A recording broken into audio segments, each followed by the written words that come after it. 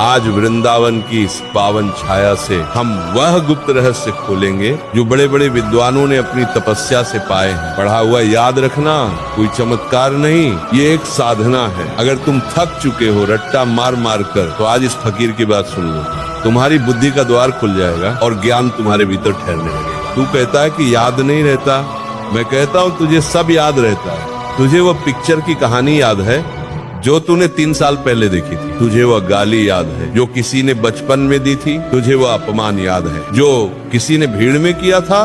फिर किताब क्यों भूल जाता है? इसका कारण है राग और द्वेष। तेरा मन वहीं ठहरता है जहाँ उसे रस मिलता है। तुझे पढ़ाई में रस नहीं मिल रहा, तुझे पढ़ाई एक बोझ लग रही है। जब तक तू विद्या को भार समझेगा वह तेरे भीतर नहीं टिकेगी।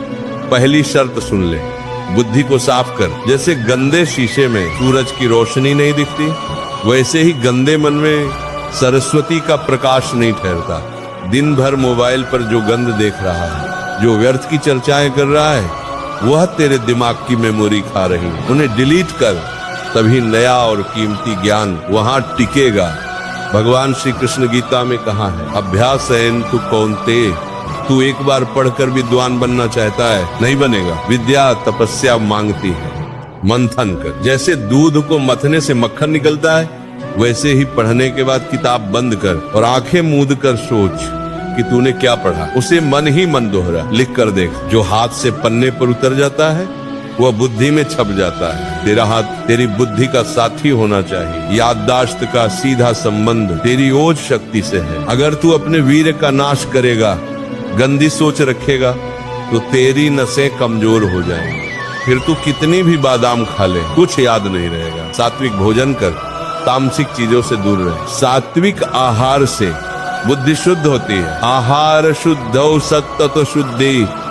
जब बुद्धि शुद्ध होगी तो कठिन से कठिन सूत्र भी तुझे सरल लगने लगेंगे। देख, ये दिमाग कोई कूड़ेदान नहीं है। तू दिन भर मोबाइल पर गंद देखता है, जगत की व्यर्थ बातें सुनता है, दूसरों की बुराई करता है और फिर सोचता है कि गणित या विज्ञान इसमें बैठ जाएगा।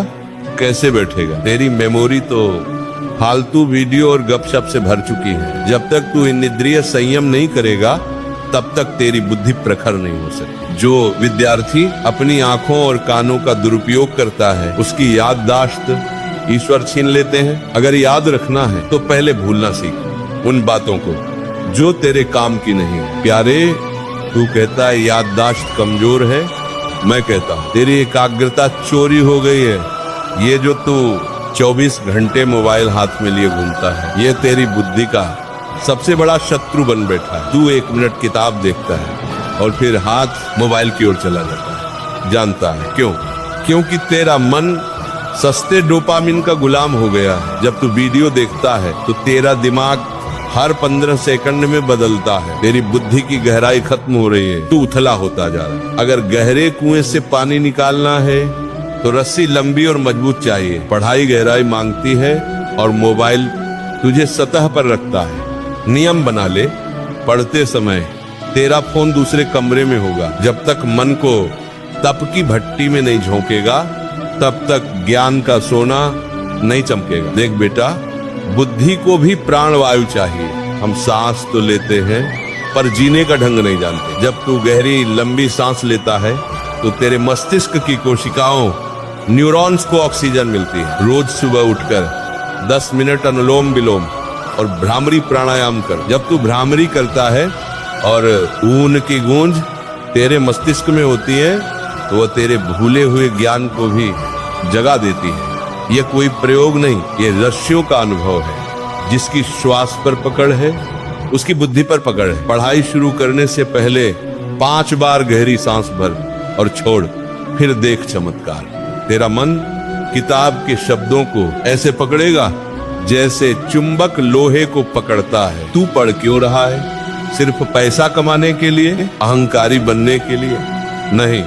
तू पढ़ रहा है ताकि तू समर्थ बन सके और समाज की सेवा कर सके। जब तेरा लक्ष्य बड़ा होता है और उसमें स्वार्थ नहीं परमार्थ होता है, तो स्वयं माँ सरस्वती तेरी जिह्वा और बुद्धि पर वास करती है। पढ़ते समय ये मत सोच मुझे याद करना, ये सोच मुझे इसे समझकर अपने जीवन में उतारना है। लाडले, आज से रोना बंद कर, मोबाइल को किनारे रख, अपने चरित्र को बलवान बना और जो पढ़ रहा है उसमें डूब जा। डर से नहीं, प्रेम से पढ़। जब तू एकाग्र होकर पढ़ाई को अपनी पूजा बना लेगा तो दुनिया की कोई ऐसी किताब नहीं है जिसे तू याद न रख सके। याद रख, तू उस परमात्मा का अंश है जिसके पास अनंत ज्ञान है। जाग और अपनी शक्ति को पहचान।